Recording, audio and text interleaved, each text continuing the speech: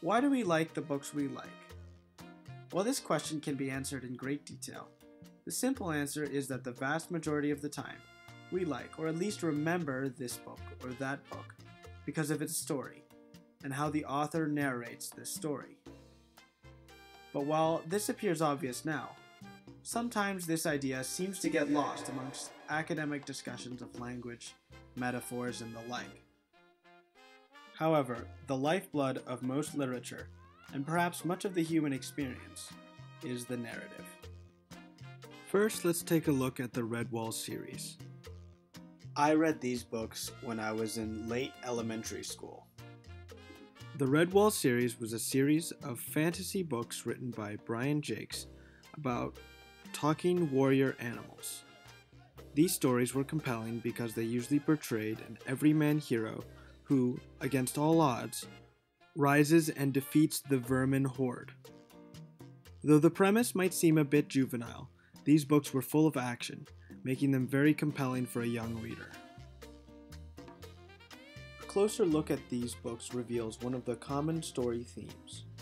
Strip away the talking animal aspect of these tales and you find that, in most of these books, the protagonist is an everyday person who is forced to take up arms against a foreign army that threatens their peace-loving community.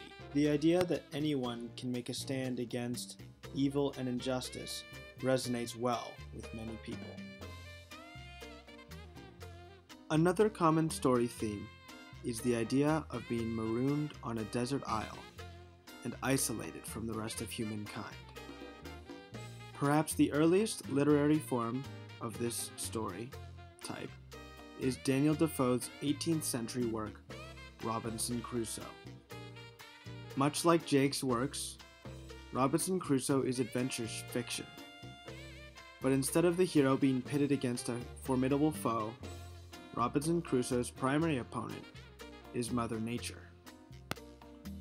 When Crusoe first arrives on the uninhabited island, it seems he is fated to die on this island before the month is out. But, using ingenuity and an excellent work ethic, Crusoe is able to survive on the island for more than 20 years, until he finally manages to escape the island. This story is very appealing, and there are many contemporary adaptations.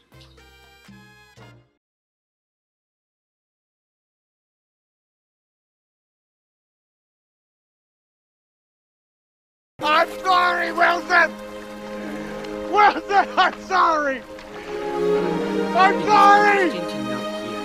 Wilson!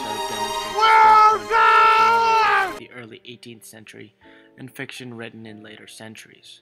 While more contemporary stories often show that the protagonist is at the very least capable of failure, Daniel Defoe and other authors of the early 18th century depict the protagonist as infallible. Robinson Crusoe's worst character flaw seems to be occasional bad luck, and nothing more.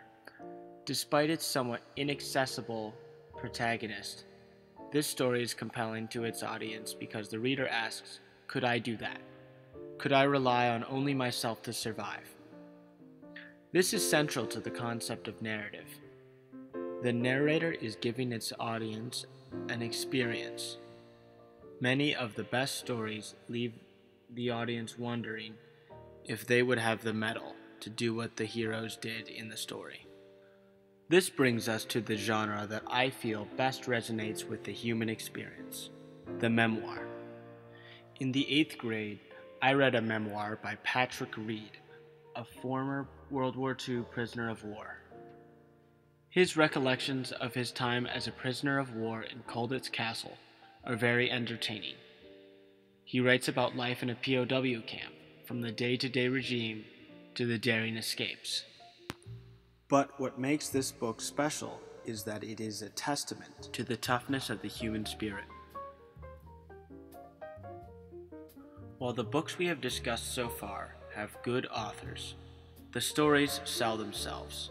But every now and then, a book comes along that has an excellent story and a writer who is a generational talent. One such book is Mark Twain's Huckleberry Finn. This book depicts the adventures of Huckleberry Finn as he travels down a river with a companion, Jim. Twain uses vivid language to craft a compelling narrative, and he deftly critiques society through Huckleberry Finn's interactions with various people. Huckleberry Finn appeals to audiences because he breaks away from society, noting that other places do seem so cramped up and smothery, but a raft don't.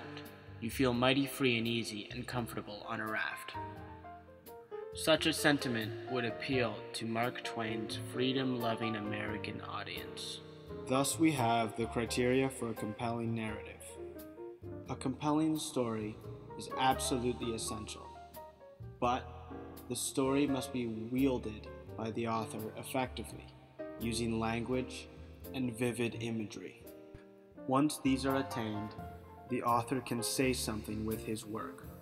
In Huck Finn, Mark Twain criticizes society for being hypocritical about issues such as race. In The Coldest Story, Patrick Reed describes how people can persevere even in situations of extreme adversity. In Robinson Crusoe, Daniel Defoe emphasizes the value of a peaceful middle-class life. Crusoe practically beats the reader over the head with the notion that all of our discontents for what we want appear to me to spring from want of thankfulness for what we have. Narrative is absolutely essential to the human experience. Storytellers and authors use narrative to say something, to try and shape their audience and teach them something about themselves. Without narrative, there would be no stories to tell